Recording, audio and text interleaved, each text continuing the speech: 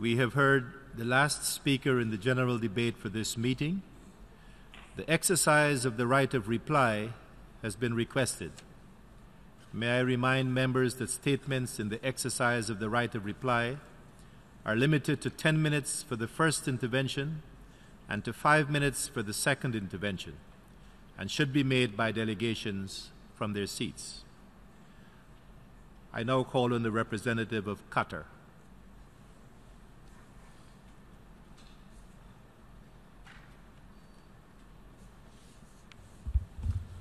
سيد الرئيس طلب وفد دولة قطر الكلمة. President, the Qatari delegation asked for right reply following the statement from the delegation of the United Kingdom, which made accusations against my country. 1 year after the embargo of Qatar, this embargo did not meet its goals, and without anyone being convinced of the reasons for it, these accusations undermine the reputation of my country, and they were repeated today. Qatar has always cooperated with the international community. This is the proof of it, and we do not need to respond to what was said. However, we have demonstrated efforts in the fight against terrorism to cut off its resources and to fight against radicalism. However, if these accusations are repeated by the same parties, then that undermines the credibility of those parties themselves. Sources of terrorism, as we have said on many occasions, should be subject to our close attention to tackle the phenomenon of terrorism.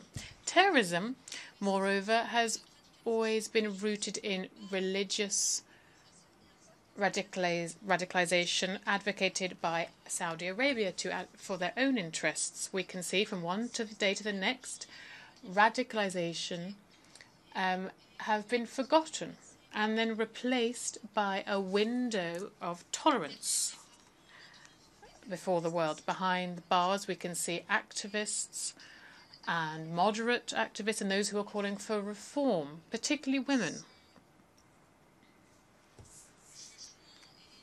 Without trial. And this is also a violation of international law. The whole world is watching this. Saudi Arabia is using the principle of terrorism as an end, and particularly for those who disagree with them, including some countries. Other countries have used the same method. It's very immature. President, we have demonstrated calm and restraint following this crisis against my country. We have used all that we have at our disposal to alleviate the suffering from this embargo. However, there were humanitarian consequences, there were human consequences, and we need to provide reparations to citizens and expatriates in Qatar. This was a violation of their rights. Students were not able to study. Families were separated, and there were consequences on property rights and justice. I would also like to mention the worst point, which is the fact that Qatari citizens, as well as expats and residents in Qatar, were not able to participate in the annual pilgrimage. This was condemned because this is a grave human rights violation and a politicization of religious issues. There is no precedent for this.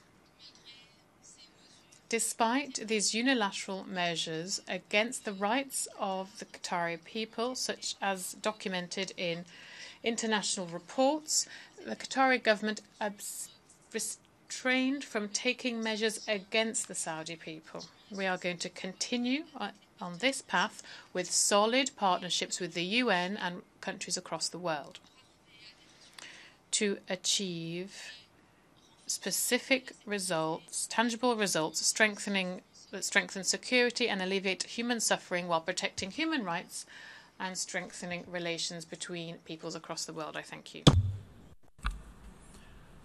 I thank the representative of Qatar, and I now call on the representative of Indonesia.